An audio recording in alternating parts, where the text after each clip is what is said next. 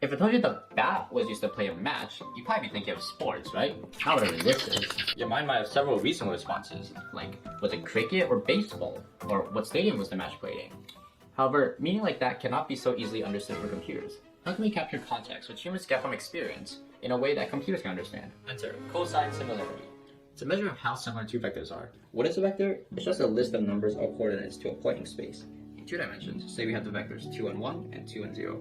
We can compute the cosine of the angle between them as the dot product divided by the magnitude of each vector.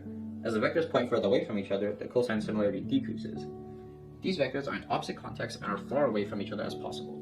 The vectors can also be perpendicular to each other, in which case they would be 0% similar. Most of the time, they're somewhere in between, and cosine of theta rates the percentage similarity between them. What if we can map user information to these coordinates? Here at my local library, the cricket and baseball books are in section 792, the sports section, with a specific call number from the ranges 300 to 400. Let's say I have a book called "The Bat Was Used to Play a Match," and I give it to a librarian. And because the librarian is so experienced and they've read thousands of books, they're able to give a reasonable vector, let's say 792, 358, instead of sending me to the biology section at 590, which is far away. In reality, this librarian is an inventor. Let's call her Ada, named after a famous computer scientist. She's so experienced, she's seen almost the entire internet. If I give her a sentence, she'll give me 1,536 numbers, embedding nearly every dimension of context and meaning of the words.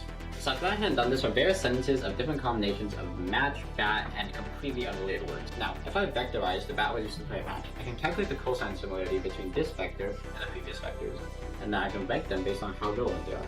Why does this matter?